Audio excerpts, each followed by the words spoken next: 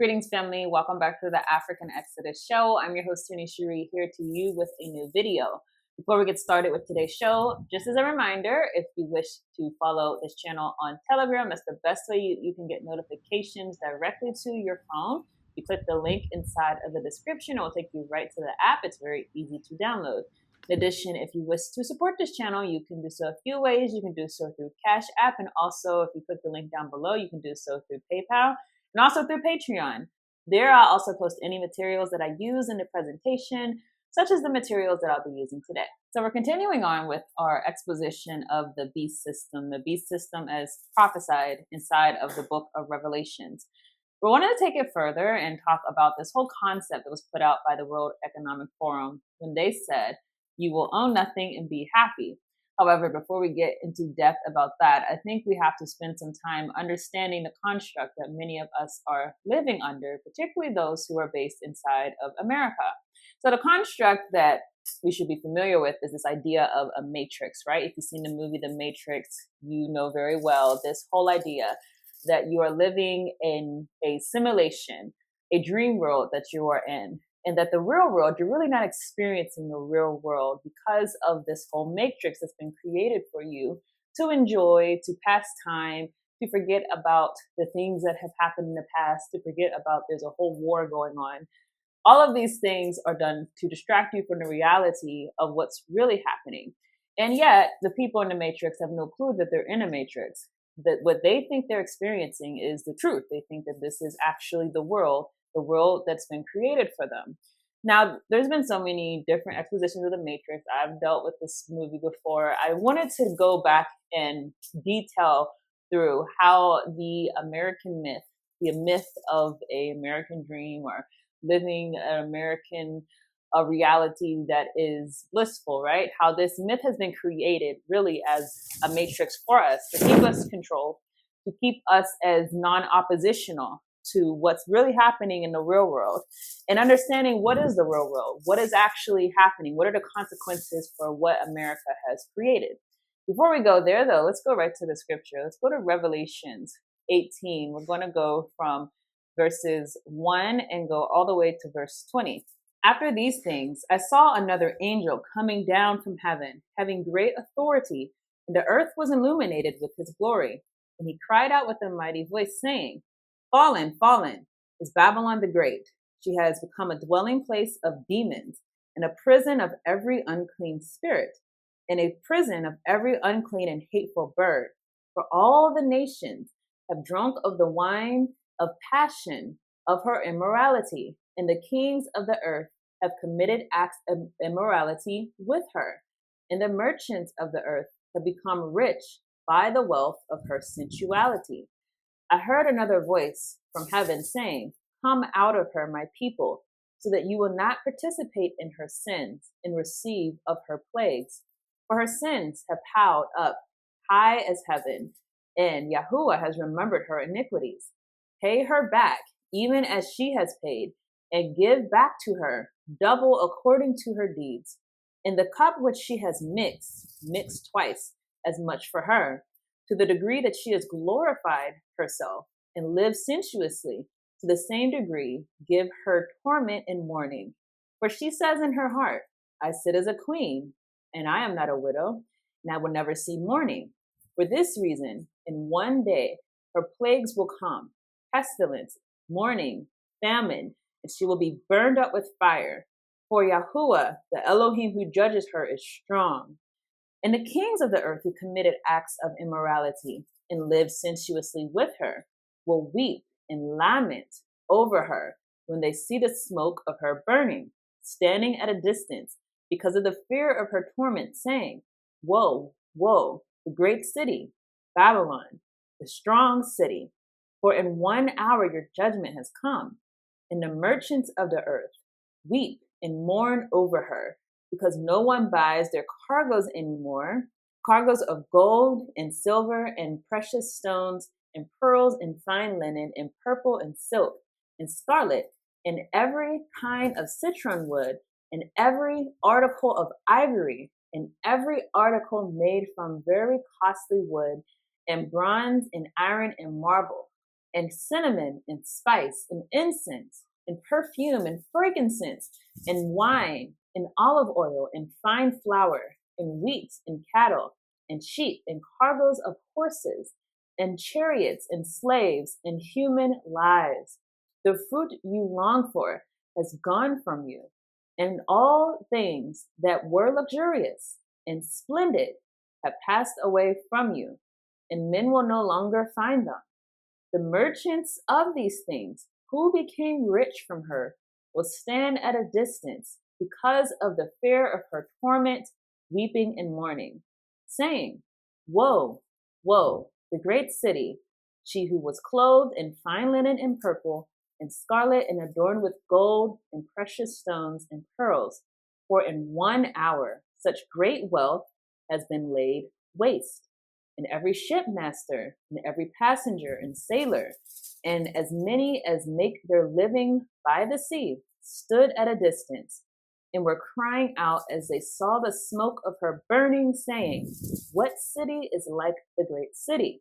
And they threw dust on their heads and were crying out, weeping and mourning, saying, Woe, woe, the great city, in which all who had ships at sea became rich by her wealth. For in 1 hour she has been laid waste. Rejoice over her, O heaven, and you saints and apostles and prophets, because Yahuwah has pronounced judgment for you against her. What we see described here is that the people who are living inside of the daughter of Babylon are basically living in a prison. And as the Matrix says, a prison for your minds. Literally, they're living inside of a reality where everything that they have been taught is good. Everything they have been taught is for you. Everything they have been taught to work for, to labor for, to desire, to lust after, every single thing that they've been taught to pursue is suddenly laid waste by the Most High Elohim. Let that sink in. All the good things you've been taught to go after, all of the splendid things, the luxurious things, the perfumes, the beautiful embroidered gowns and clothes, the mansions, all of these things in 1 hour laid waste by the Most High, and everyone will be weeping and mourning. Now, I probably will do a fuller video in the future for anyone who has confusion on who the daughter of Babylon is. I think I've touched on it before, but I think some people might need this hammered in. The daughter of Babylon, as prophesied in Scripture, is America, period. If you understand the history of America, if you understand the foundation of America, who founded America, the people who came together for this conspiracy, this great conspiracy for a new Atlantis they were creating. They were creating the pinnacle of what had already existed.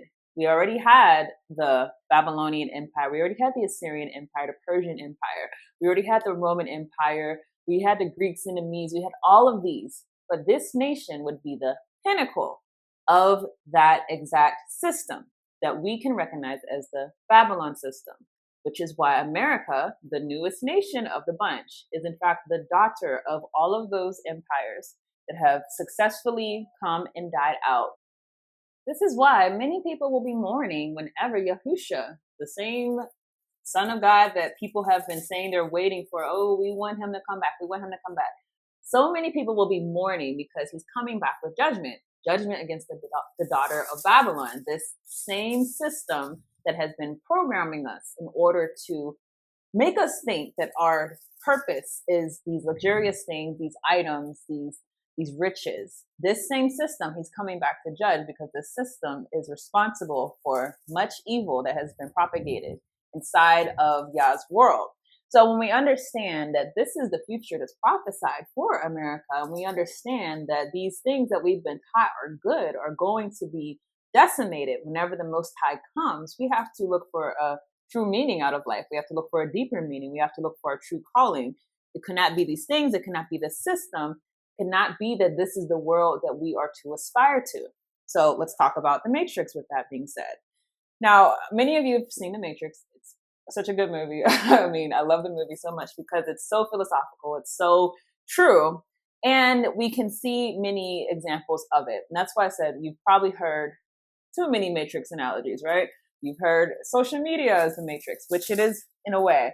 And you have her different, television can be a matrix. Like so many things can be a matrix. But I want to talk about what I think is the truest example of all the examples of what the matrix is. The truest, the most accurate as far as what's happening in the world system, as far as the full analogy of human batteries. Where does that actually come into play? So if you go back to the movie The Matrix, again, I'm assuming you've all watched it, but just to remind you, again, you have a computer simulated dream world where every single person is hooked into these machines, and these machines create these electronic signals in their brain to where everyone is experiencing in common the same simulation, right? So everyone's plugged into the same simulation. Now, the whole purpose of them being plugged into the simulation is one, at one point, these people were at war with these machines, these AI machines. They were at war with them. And so the robots or the AI had a clever idea. We need energy because the people at war, they scorched the sky so that they could not get solar energy. So we need some type of alternative energy. Well, human bodies generate a really significant amount of energy. So why not hook these people into a matrix? And while these people are hooked into the matrix, we can actually use their bodies, harness their bodies to be batteries. So the people became human batteries. They were products for energy, and the robots or the AI would literally be empowered by them and be able to keep up with their civilization, be able to keep up with their plans, be able to keep up with the whole simulation because they're being empowered by the human body's energy. In the truest form, again, I think that the most real and concrete reality of the manifestation of the matrix is actually what you have many Americans inside of American society experiencing. It's not exclusive to America. There are obviously other Western countries that are very similar. However, I will say America is the most heightened example of this because many people are living inside of a world that's been created for them, and they don't know it's been created for them. To them, this is what the world is.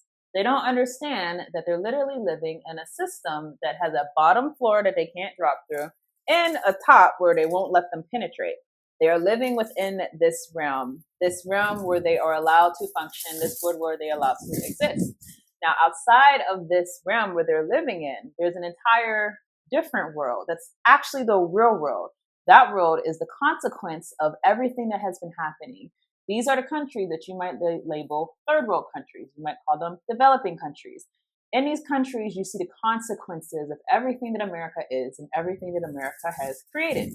Now, I want to read from two books. We're going to go first from Walter Rodney's How Europe Underdeveloped Africa. Very recommended read for you to understand why the world is the way that it is and what the real world is. You know, what is actually happening whenever you talk about there being a real consequence for everything that America is. So we're going to take our time through this, and it's a little bit lengthy, but I want you to pay attention to these details. The fact of the matter is that the most profound reasons for the economic backwardness of a given African nation are not to be found inside that nation. All that we can find inside are the symptoms of underdevelopment and secondary factors that make for poverty.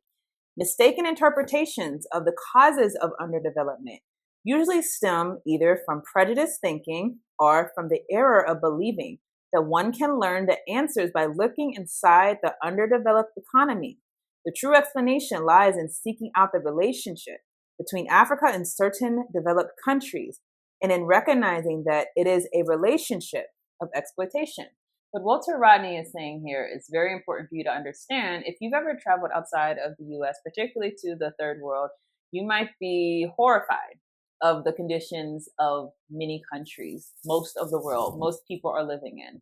And the reality is you're not going to discover that reason, why are they living that way, inside of that country. You actually have to go somewhere else because the underdeveloped nation is a consequence of something that's happening from outside of that nation. To continue, far reaching than just trade is the actual ownership of the means of production in one country by the citizens of another. When citizens of Europe own the land and the mines of Africa, this is the most direct way of sucking the African continent Under colonialism, the ownership was complete and backed by military domination. Remember that. Today, in many African countries, the foreign ownership is still present, although the armies and flags of foreign powers have been removed. So long as foreigners own land, mines, factories, banks, insurance companies, means of transportation, newspapers, power stations, then so long will the wealth of Africa flow outwards into the hands of those elements. In other words, in the absence of direct political control, foreign investment ensures that the natural resources and the labor of Africa produce economic value which is lost to the continent. So this is a basic understanding of colonialism. Obviously, if someone else, an outside country, is owning the industries inside of your country, you are not in control. There are foreigners who are in control of your lands. Now, I wanted to just emphasize this a little bit more, though, because Walter Rodney goes into more detail about this causational relationship that happens. And I want you to remember what I said about America. And we're also going to read a little bit from Confessions of an Economic Hitman. I want you to remember what I said about this American dream that many of us are experiencing and not understanding what the real world is. But it is absolutely necessary to determine whether the standard of living in a given industrialized country is a product of its own internal resources or whether it stems from exploiting other countries.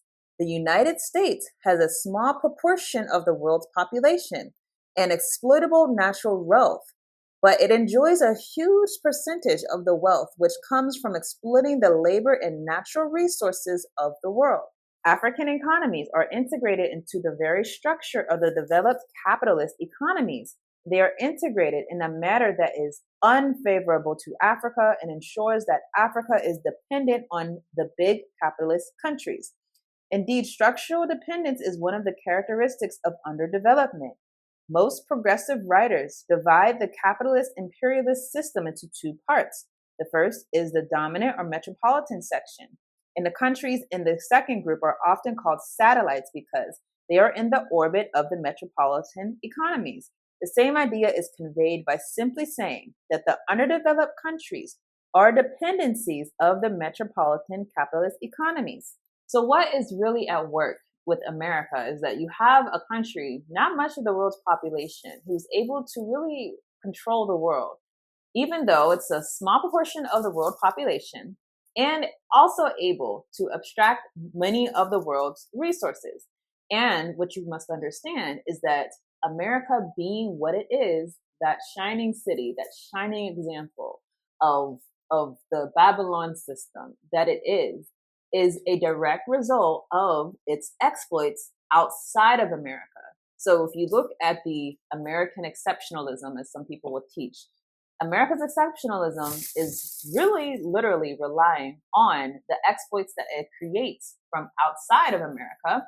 And before America even had an imperialist policy to go outside and abstract and go outside and exploit, let's not forget that it literally was exploiting the African population inside of this country. They were literally having a slave economy that was boosting up the American capitalist system. It's never been able to stand on its own. It's never been able to stand without the backing of exploitation. And that is the reality of a matrix. The matrix needs exploitation. It needs something to subtract. So this is obviously the biggest example. You look at the world system, but I want you to understand, in light of what we've been talking about, the beast system, that this matrix is also sucking you dry if you are inside of America or looking to suck you dry. So we have to remember the matrix, again, is a simulated dream world. And the whole purpose of this was to keep people controlled. Now, how does the American system keep people controlled and not aware of what's happening? Well, the big way, obviously, is distractions, whether it is movies. You know, Hollywood's the biggest movie industry in the entire world, whether it is television programming, right? Whether it is computers and data and, you know, what happens with social media. These are all ways to distract us. Then obviously different forms of entertainment. I mean, I find some people literally could base their entire life on the teams that are playing a particular sport a particular week. All of these are ways that the matrix keeps you in thinking about things that are of no consequence to the matrix, no consequence to the actually abstractors, the people who are actually doing the exploiting. Now, we have to start thinking why. Why is it the case that this had to be created? Why is it the case that this exploitation has to happen? When you look at America, what is America's major export inside of the world? Well, it is the military industrial complex. America has by far the largest military inside of the world. This military itself is what allows it to control the world. Without this military, without this ability to scare different puppet leaders into complying with their dicta, without having that ability, the American empire would not be able to exist.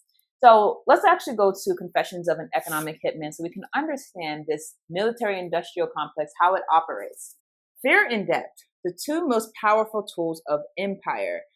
Most everybody thinks military might is the driver of empire, but war is important because and the threat of it instills fear. People are terrified into parting with their money. They take on more debt.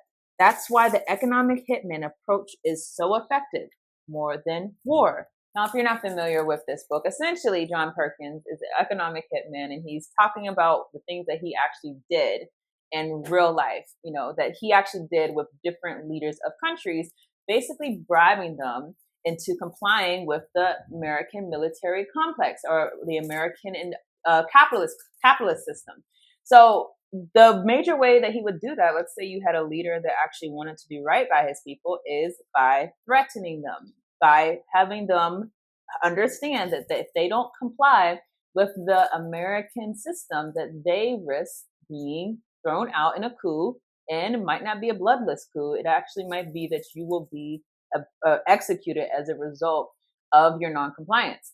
So also let's take in mind, as he says right here, it says that he pointed out the globalizing corporate network that had destabilized the world economy, building it on wars or threats of war, debt and abuse of the Earth's resources, a death economy. Less than 5% of the world's population, I said, lives in the US, and we consume more than 25% of the world's resources, while half the world suffers from desperate poverty. Now, I want you to let that sink in. Less than 5% of the world's population is in the US, and yet 5% of the world's population, many of you may probably watching this video, as a collective are consuming 25% of the world's resources. How is that possible? Why is it happening? You might not understand because, again, if you haven't gone out of the US, you don't understand how things are constructed in this society to cater to you. Again, it's a matrix, right? They have to feed you. They have to make you comfortable, make you think that everything is okay. Things that are simple, for example, like you would never think when you go to the grocery store and you say, I just have a taste for an avocado, and you go and you grab that avocado. You don't think about the fact that the sheer fact that you can have an avocado up inside of the state of Maine at a time of year when avocados are not supposed to be produced is because of this creation of a matrix to keep you happy and satisfied. The fact that you can say, I don't care, it's not but strawberry season, I want a strawberry. And you go to the store and you have a fresh strawberry. That is a function of that society that has been created for you. The fact that you can just go and say, I just really want to wear a particular color. Let me just go on Amazon and just get it directly to my door. All of these are functions of how they create a world for us where we can't really question it, right? You don't really question it until you are somewhere else where actually, no, you can't get an avocado here because we don't grow avocado or because it's not in season. Try next year. You're not going to understand that because, again, we created a system for you where you are happy, right? Remember, it said you'll own nothing and be happy, which we'll get more into in the future. So I want you to think about America as creating this matrix for you in this type of way. And also think about the social welfare state that exists in America that ensures that you will be fine, okay? This is another major thing that cripples us, and it's important. I'm not Republican, I'm not Democrat. I understand a lot of people, when you hear the social welfare state, all of a sudden they want to shut their ears because they have this inability to hear what they might foresee as being a conservative talking point. I don't live in the conservative liberal world anymore. I live in the world of, okay, what does the Most High have for his people? And what does the enemy, Lucifer, use to deceive us and get in between a relationship with him? And I know for a fact that one of the things that Lucifer uses is this idea that we don't need to rely on Yah, we can rely on something else. Whether that something is the system around us, whether that something is a credit card, whether that something is anything. That's one of the ways Lucifer operates. And when you actually research the people who have put out there this idea that we should aspire to a social welfare state, you will find consistently they are people that do not believe in your Elohim. They are people who deny him. They are people who want you to put your faith in something else other than him. And that's the whole reason they're creating this system. Okay. So America, one of the ways that it is able to sweep people up in pretty much all Western democracies, by the way, sweep people up into this notion that they are fine where they are. They don't have to worry about what's going on outside of the matrix, is by creating a social welfare system. That is, you will not see anyone who's of sound mind starving on the streets like you could see someone like literally starving to death inside of a third world country. You won't see it, right? There's a floor they have for you. You can be at the bottom. You can be homeless in a tent city. We'll make sure that you're fine while you're homeless. We'll make sure that you can at least survive. But there's a bottom floor where everyone, you live within this place, right? You can live within there and we'll keep you happy. Just do not question our exploits. So let's read about the definition of a welfare state in case anyone is in denial that America is a welfare state. The term welfare state refers to a political system in which a government plays a key role in the protection and promotion of the economic and social well-being of its citizens. The provision of welfare is often rooted in principles of equality of opportunity, equitable distribution of wealth, and public responsibility for those unable to avail themselves of minimum provisions of a good life, Social Security, federally mandated unemployment insurance programs, and welfare payments to people unable to work are all examples of the welfare state. Most modern countries practice some elements of what is considered the welfare state. Also notice, whether Democrat or Republican, most people will not say, I want to get rid of all of these programs. They won't call it welfare, but most people will not say, I want to get rid of Social Security or I want to get rid of disability. Most people will not say that because they will lose their political careers. Now, a big misconception is this idea that the welfare state really grew inside of like the 60s, and you had Johnson come out with his Great Society program. But that's actually not true. The welfare state has gradually increased over time. I'm reading from an article by Robert A. Motif, said the deserving poor, the family, and the U.S. welfare system. Contrary to the popular view that the U.S. welfare system has been in a contractionary phase after the expansions of the welfare state in the 1960s, welfare spending resumed steady growth after a pause in the 1970s. However, while aggregate spending is higher than ever, there has been a redistribution away from non-elderly and non-disabled families to families with older adults and to families with recipients of disability programs. A redistribution away from non-elderly, non-disabled single-parent families to married parent families, and a redistribution of transfers away from the poorest families to those with higher incomes. These redistributions likely reflect long-standing and perhaps increasing conceptualizations by U.S. society of which poor are deserving and which are not. So how interesting is this when you understand that it's not just the people who are on the bottom, and I'm becoming more and more aware of this myself, people who have middle-class lifestyles, living inside of nice homes, nice jobs, right? Many of them could be recipients of welfare. And even if they're not on welfare, many of them are recipients of the credit card, right? Which is another form of a social safety net. If you think about the fact that, hey, I might not have any money, but I still have this as my backup. So this is, again, this is an introduction to this understanding inside of this beast system that in the beast system, daughter of Babylon is America, and America functions by extracting from the poorest of nations and ensuring that its citizenry is good for the ride. They're going to allow this empire to go on doing what it needs. Now, you might question, well, what need does the American public have? Well, the American public do serve a need to the military-industrial complex and also to the overall system of America. And that's what we're going to get into, y'all willing, next week. We're going to start talking about the ways that you are a human battery that is empowering an empire. And it sucks from you, again, in order so that it can go around the world and create havoc, particularly for the the most least developed places, create havoc for those places, and also create wars, also create catastrophes, famine, so many things that this system is out there doing. We know that it's not doing so on its own volition. It's doing so under the orders of the prince of this world, who is controlling the upper elite in America, of America. We know that that is Lucifer.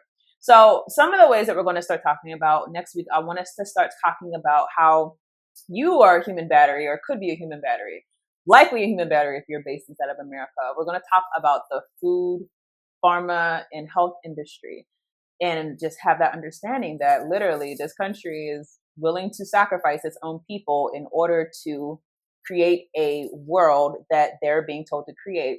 Also, we're going to talk about the whole debt machine, the fact that people, again, are inside of debt slavery. There's so many things, though, that are happening. That's what we should understand. America is just an exploitative country from the bone. You have to understand, literally, from the moment it was created for exploitation. In fact, I want to give you a statistic that literally the United States, when it was created, the Constitution, whenever it was written, only 10 to 16% of the U.S. population could even vote at that time. Obviously, they were male white property owners.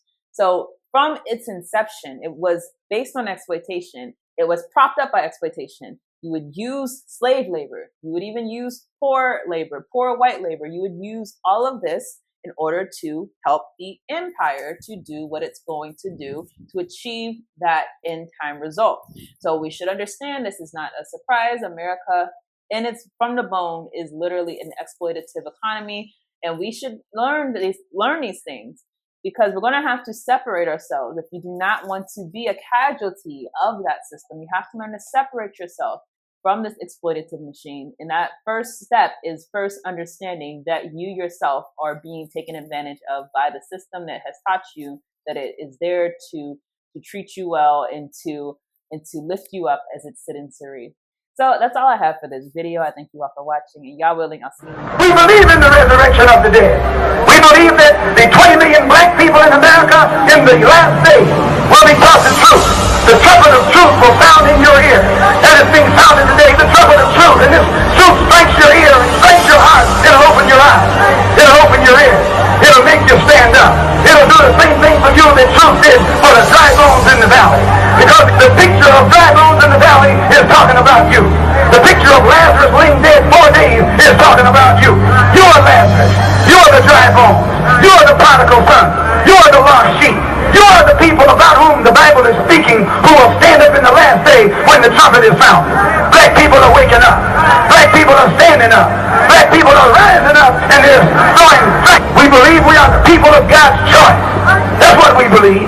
We believe we're the chosen people. We don't believe Jews are the chosen people. We don't believe Jews are the ones going to the promised land. We don't think part of God. No. Nothing but another part of that same race of devils that come out of Europe. They didn't even come out of the Holy Land. They come out of the caves of Europe. Furthermore, we believe we are the people of God's choice. As it is written that God would choose the rejected and despised. And we can find no other person fitting this description in these last days more than the so-called Negroes in America. We believe in the resurrection of the righteous. We believe in the judgment. We believe this first judgment will take place as God revealed right here in America. Right. The judgment will take place in America.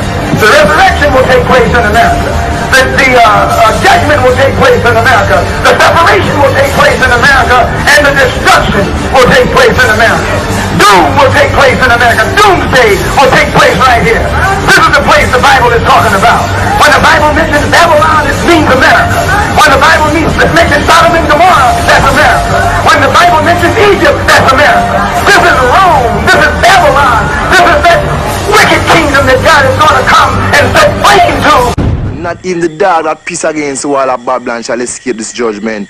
For I know what? I know that all of the youth shall witness the day that Babylon shall fall.